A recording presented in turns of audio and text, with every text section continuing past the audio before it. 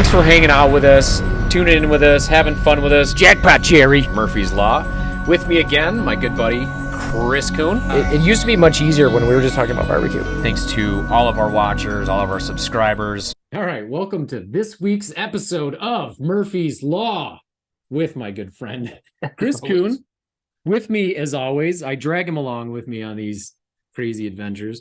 This week's episode is basically going to be talking about our Supreme Court leave to appeal, if you will. It's basically we petitioned the Michigan Supreme Court revolving around all the nonsense from us staying open the end of 2020. And the Spark Notes version, it's basically 68 pages of fuck you.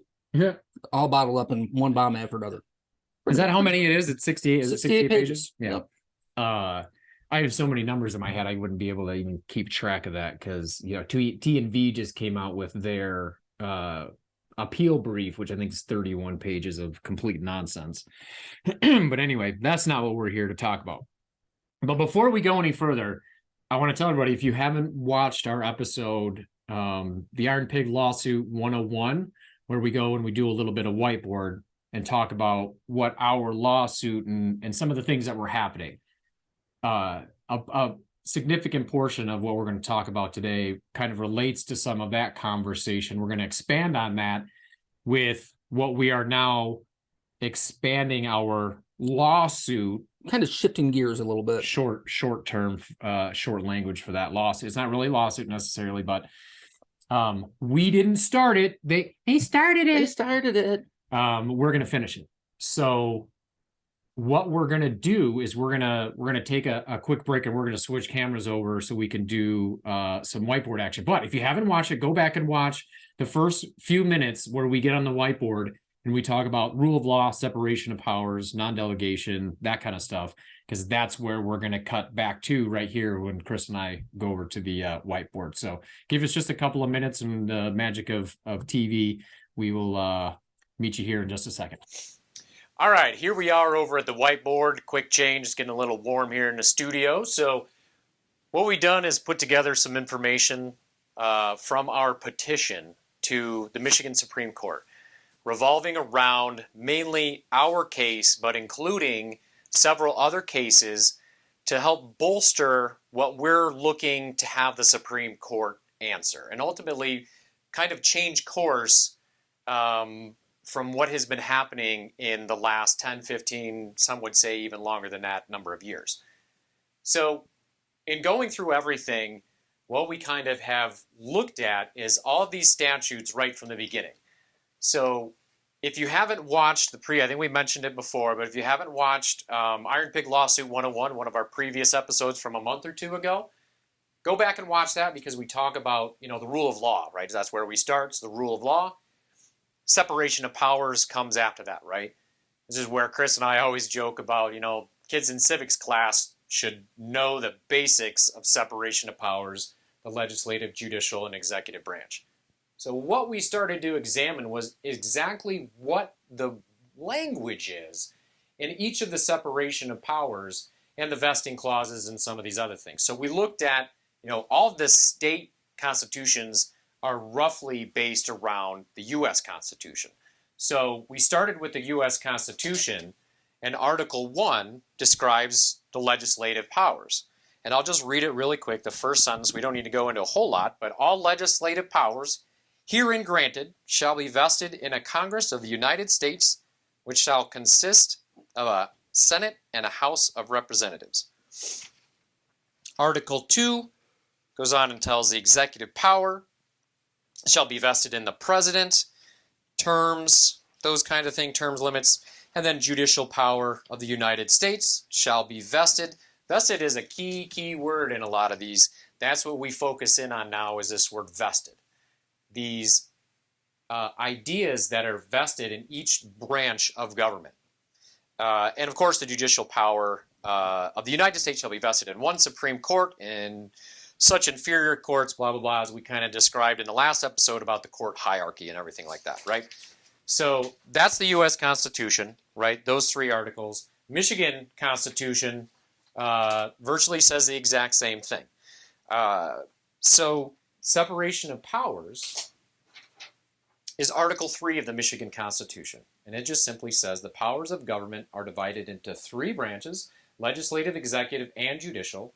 No person exercising powers of one branch shall exercise powers properly belonging to another branch except as expressly provided in this Constitution. That is it right there. Separation of powers. You can't do another branch's job. Pretty simple. Cut and dry. Article 4, the very next article after we're talking about the 3 branches of government. It's no surprise that the first branch they talk about is the people's branch, the legislative branch. And all it says is, except to the extent limited or abrogated by Article 4, section, how many times do I have to say that? Section 6, Article 5, Section 2. The legislative power of the state of Michigan is vested in a House of Representatives and in a Senate. Article 5, the very next one, executive powers. We're talking about the governor, right? So in our handy-dandy little board that we've used several times, right, the legislative rights, now we're talking rights laws, now we're talking about the executive branch. And Article 5 says, except to the extent limited by Article 5, Section 2, Article 4, Section 6, the executive power is vested in the governor, right? Pretty simple. The next one, judicial power, right? These are the folks that interpret the laws that are presented or written by the legislature. Except to the extent, blah, blah, blah, the judicial power of the state is vested, what do you know? Vested exclusively in one court of justice, which shall be divided into the Supreme Court, Court of Appeals, District Courts, Inferior Courts, yada, yada, yada. Vested shows up in all 3 of these. Now you'll notice in all 3 of those simple definitions of these branches, does it say anywhere that they can divest any of that, right? It's vested. It doesn't say that they can divest themselves. The governor can't divest her power and give it to the judicial branch. Can't do it. What we argue and certified questions that knock down the Emergency Powers of the Governor Act, what was argued there was that the legislative branch gave too much authority to the executive branch. It was too broad. And in their lawsuit and in our lawsuit, we were able to get favorable rulings that said that the language contained in those laws and the statutes were too broad. Now, we talk about intelligible principles, right? So we've talked about our articles, our separation of powers, each one, the vesting clauses. So now we talk about the language that actually comes into these things. And over the years, there's been this thing called the intelligible principle test. And that was what was used by the justices in certified questions. They went in and they looked at specifically the words reasonable and necessary. And I believe it relates in their case to the governor has the authority, and again, I'm just ad-libbing, the governor has the authority to promulgate rules and laws that are reasonable and necessary to control an emergency powers of the governor. That was wiped out because the Supreme Court justices found that reasonable and necessary, when applied with the Intelligible Principle Act, was too broad. And that was several dozen pages long. And they still said that it's too broad, gave the governor way, way, way too much power. The legislative branch delegated too much of their lawmaking and rulemaking powers to the executive branch, so much so that it shut down our entire state. Supreme Court comes in October 2020, says, nope, can't do it, unconstitutional. 3 days later, the executive branch turns to a health law, right? So when we're looking back here at the executive branch, we have all of these agencies, the Liquor Commission, the Department of Agriculture, the Health Department, the DNR, MIOSHA, all these things all report to the governor in the executive branch. So they came and they turned to the health law. And in the health law, the intelligible principle that was looked at was the words, the health director may limit the gathering of people for any reason. And then goes on to say, and may establish procedures to basically enact that. Judge Hunter here in Otsego County, just over a year ago, also ruled this unconstitutional, partly citing in recertified questions among a couple of other cases. So this is where we're talking about this intelligible principle. And this is where we leave these words up for interpretation. And what's important to know about this certified questions that knocked down the emergency powers back in 2020, they talk about this intelligible principle and cite a couple of Supreme Court cases and a couple of Supreme Court justices. And I'll read really quick. This is pretty long, but the intelligible principle test has been subject to growing criticism by some members of the United States Supreme Court in recent years for failing to sufficiently protect the separation of powers. And it goes on to cite a case, Department of Transportation against the Association of American Railroads, and that was a 2015 case. It's not that long ago that the justices are talking about the separation of powers is getting kind of muddy. So they go on to further talk about some other things. And how it's just kind of been diluted over the years. Here's something of note. Let's see. Recognizing that the power to fashion legally binding rules is legislative, we have nevertheless classified rulemaking as executive or judicial power when the authorizing statute sets out an intelligible principle to guide the rulemaker's discretion. I would return, this is Justice Thomas speaking now, I would return to the original understanding of the federal legislative power and require that the federal government, this is a federal case, the federal government create generally applicable rules of private conduct only through the constitutionally prescribed legislative process. The people's branch, right? They write it, that's how it should be. It should not be written by the executive branch and enforced by the executive branch. That's how we get tyranny, as James Madison talked about a few years ago. So lastly on this part, let's see, he says that nonetheless, the intelligible principle test remains as the dominant expression of what is required to sustain a constitutional delegation of powers. Now this is the next one that we talk about. A lot of podcasts, a lot of stuff has been talked about this non-delegation doctrine. And simply put, what that means, delegating authority from one branch to another. This was a violation of delegation. They should have never delegated this much authority to the executive branch when they passed the Emergency Powers of the Governor Act back in 1930-something. So it is now gone. Unconstitutional. It's even removed from the state constitution now. So we're talking about non-delegation doctrine, right? So basically, we have two cases in this state alone now that are saying the legislature gave too much power. Now, they may have been well-intended in both counts. One, the EPGA was in regards to riots. The Health Act, I believe, had something to do with Spanish flu or something like that. I can't remember now. But it's been added and modified over the years. Blah, blah, blah. So here we are talking about non-delegation doctrine. And when we go back and we look at those vesting clauses in Articles 3, 4, and 5 of the Michigan Constitution, they say those powers are vested in each one. It never once says that it can delegate its power anywhere to any branch. It doesn't say it can divest its power to any other branch. So simply put, what we are now arguing is our case that we won, certified questions case, as well as an EPA ruling from this summer from SCOTUS, as well as an OSHA ruling from SCOTUS the same day that we got our ruling, January 13th or 14th of 2022, that OSHA ruling came down, and they are all saying the same thing. There is a non-delegation violation. We're going one step further, as Thomas did, and Gorsuch cites in one of these other cases, the EPA case.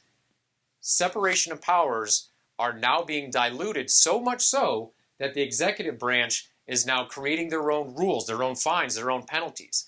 as was witnessed by Marlena's Bistro, who was fined and put in jail. I was fined. They threatened me with jail. I closed up the restaurant because you can't close a restaurant, or you can't run a restaurant from jail. And that's ultimately what we decided. Got an email, and they said, hey, just to let you know, they can put you in jail for this stuff. And at 10:30 at night, we pulled the plug and closed down the restaurant. And it ultimately it paid off in spades. Here we are. So what we're looking at really is exploding the entire idea that a proper delegation even exists. We are arguing there is no such thing as any proper delegation from any branch, right?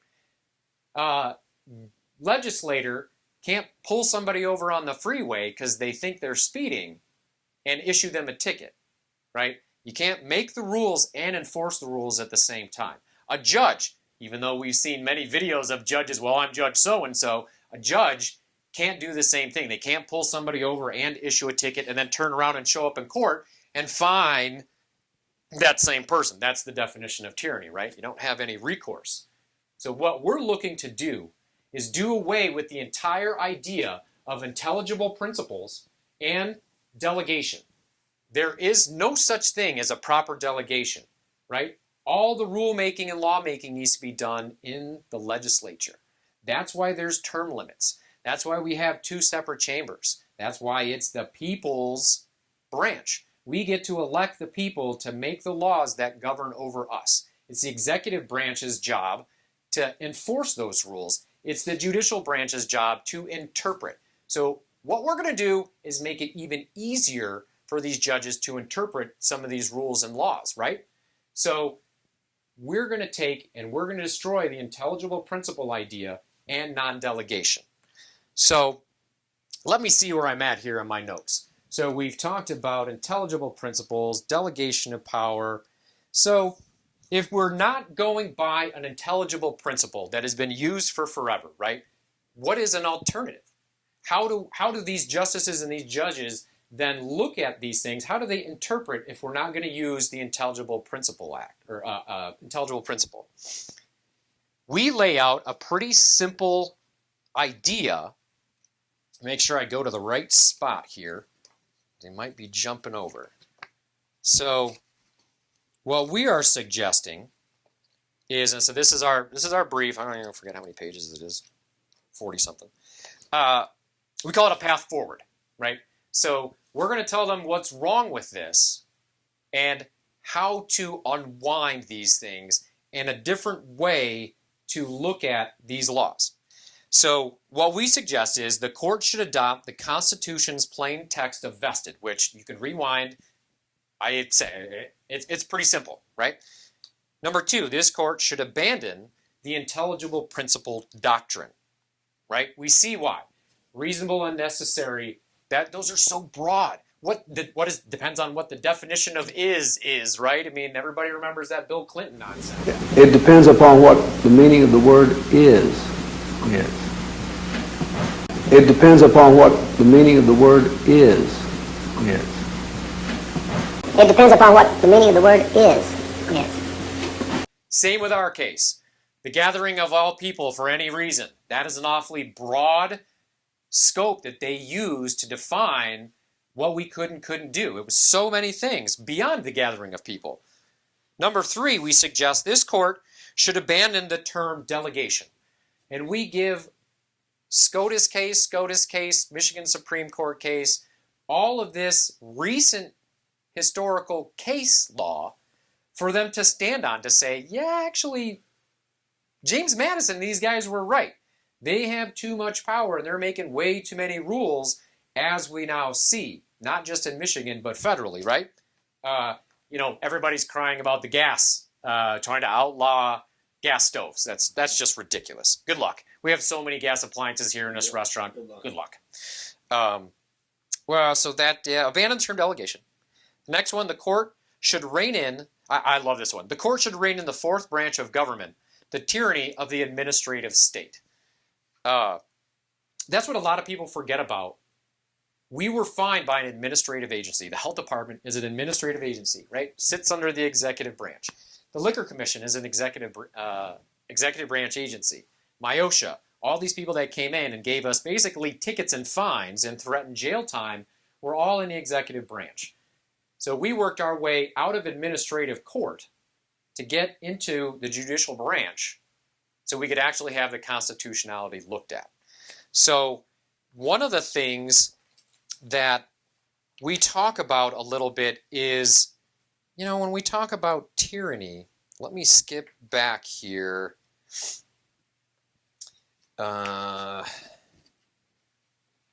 Administrative law. Wouldn't you know, it's titled Risk It for the Brisket.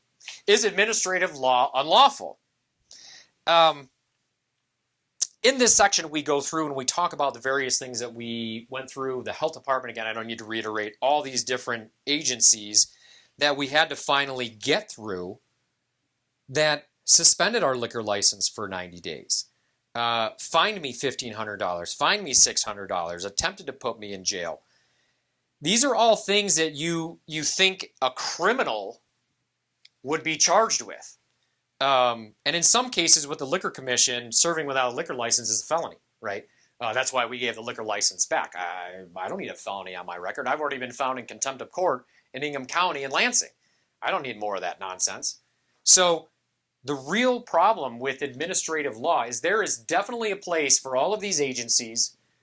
The Liquor Commission has a job to do. MIOSHA has an important job to do. The DNR has an important job to do. We're not suggesting that these agencies should be eliminated. What we're suggesting is they shouldn't be given as much power as they have. They shouldn't have the power to be able to fine you and put you in jail without due process, right? There is some due process in administrative law, but as you can see, it takes a while to actually get to your due process. All of these things happen to us, and some of the language in these statutes that they cite using the health law say things like condition on the premises. With regards to liquor violations, let's say that there was prostitution happening or gambling, right? There was gambling going on. That's a condition on the premises. They were never able to actually prove that there was any COVID-19 at the Iron Pig. And in fact, it's on record, the health department admitted themselves on record that there had been no COVID, there had been not even contact tracing. And to this day, I still don't know of any. So the problem is that they're trying to come after us before we've done anything wrong, except for violating a couple of words in a statute that was dug up. So we are the embodiment of a small business being attacked by the administrative state. That's why we joke about taking down the fourth branch of government, the administrative state. So let's go back to the option. Let me find it in here. So if we move away from the intelligible principle, right, which is the idea of what do we think these words mean today? We move away from trying to figure out what these words mean, reasonable and necessary, limit the gathering of people for any reason. These types of things need more definition on them. So instead of going to ambiguous things like the intelligible principle idea, we decide there are other states that have similar laws. We look at these things and we say, you know what, the executive branch, really what their job is fact-finding, right? So if you're speeding, state police pulls you over. We'll use state police because they are directly work for the executive branch. State police pull you over, and hopefully that trooper is going to tell you that you're going 5 miles over, or 10 miles over, or 15 miles over, whatever it happens to be. He's going to provide you with evidence, or has to at some point provide evidence that you were speeding or you committed some crime or whatever it is. There are facts, and whether or not you get to adjudicate that later is not the point. The idea is they have to have some kind of fact in order to pull you over or to issue a subpoena or whatever it happens to arrest you, right? Arrest warrant. I don't know about such things, thankfully. So That's their job, is to fact find. So what we say is, instead of the intelligible principle test, what is the test? So we say the executive branch may engage in fact finding. Does the statute assign to the executive only the responsibility to make factual findings? Does it set forth that the executive must consider and the criteria against which to measure them? And most importantly, did Congress, not the executive branch, make the policy judgment? The intelligible principle the Constitution demands is a traditional rule that Congress may leave the executive responsibility to find facts and fill up the details, quote unquote. That's where we start to get into problems with reasonable and necessary. They start to fill in the details on their own. They take limit of gathering of all people in a health law and say 6 foot distance. You've got to wear masks. You've got to have a vaccine. You've got to have a sign-in sheet. You can't buy paint. You can't motorboat or whatever the hell that other stuff was.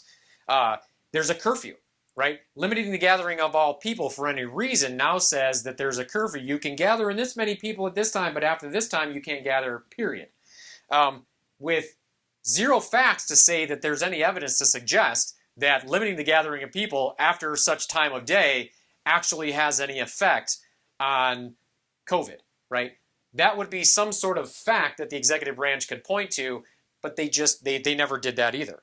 So really what we're looking to do is have them reevaluate how they actually interpret the laws specifically coming from the executive branch. These executive agencies in the state that basically get to make their own rules. We want to have them re-examine that. We want to have them say there is no such thing as a proper delegation. This was an illegal delegation. This was an illegal delegation. The EPA ruling on carbon emissions, the OSHA ruling on vaccine mandates. These are all starting to wedge themselves over into the lawmaking process, combined with the power, the state power to arrest somebody, to find somebody, to do all these things. They should not be. So what's happening with our pie is the pieces are kind of getting out of whack, right? You know, in so much so is that if we had a fourth piece of the pie, as we suggest, as the administrative state, but it is in this executive branch. So we are fundamentally going back to the Michigan Constitution, framed by the U.S. Constitution, that simply says the powers of each branch are vested only in that branch. There is no divestiture. There is no lending those things to another branch. None of that stuff. It is very plain and simple. You can't wiggle your way out of this language, as we've seen so many of these other cases do. This takes it back to very black and white. Did they have the authority to make this? No, they did not. It is literally that simple. There's a lot of pages in there to explain how simple this is, but the majority of that is case after case after case, all from recent history, that are saying the same thing. But what's more important is, as the executive branch and administrative agencies get more and more power, this is the single way to rein in executive power, right? Michigan has seen it so badly in the last couple of years with the EPGA and the lockdowns, and then the health law copycat doing the same thing. Actually, even more so than the EPGA did. So when we talk about trying to ban gas stoves, and we talk about trying to mandate certain things for employers to do, those all need to be made in the legislative branch, right? They go through their process, and then the executive branch can sign off on it, or they can kick it back and do what they have to do to get 2/3 majority, whatever they have to do. There are remedies for that. They should not be making their own rules. We're taking it back to the most simple thing. In Michigan right now, there is the trifecta of power, right? So any of these things that could come about are going to be very difficult to get lawmakers to pass anything to rein in, especially the current administration's power. This isn't about politics, but the dynamic with these two branches of government right now are very, very important. And the judicial needs to step in and check them both, because it's not just the executive. The legislature gave the executive branch this permission back in 1976 or whenever that law, the health law, was passed. They gave them too much power. The judicial branch has an opportunity now to step in and say, let's put a brakes on these things. The people need to have a say in what is happening in our state. This is the single easiest way to get this done without having to go through the legislative process, without having executive orders signed by the governor, none of that stuff. The justices need to take this case, look at it in its plain language, and from the simple text of the United States Supreme Court. It's coming from the top down. This is what needs to happen. And this can be the model, this fact finding, this can be the model for other states to use to rein in these agencies that just have way, way, way too much power. They're important agencies. Not saying we got to get rid of the Liquor Commission. Not saying the DNR doesn't have an important role in our state. They certainly do. But it's limited. We've got to get back to limited government. Limit what they can do. Limit what they can do. Limit what they can do so we don't get tyranny. That's what it is all about at the end of the day. Thank you guys for tuning in. Hopefully I didn't ramble on too much. Be sure to like, subscribe, smash that follow button, smash that subscribe button. We're on Rumble, we're on YouTube, Spotify, all the platforms, iHeartRadio, Apple Podcasts, everything that's crazy. Again, go back and look at Lawsuit 101 from a few episodes ago. This will make this a little bit more sense, but this is the next step. We just issued this petition about a week ago, so we'll see what happens. Thanks for tuning in. We'll see you soon.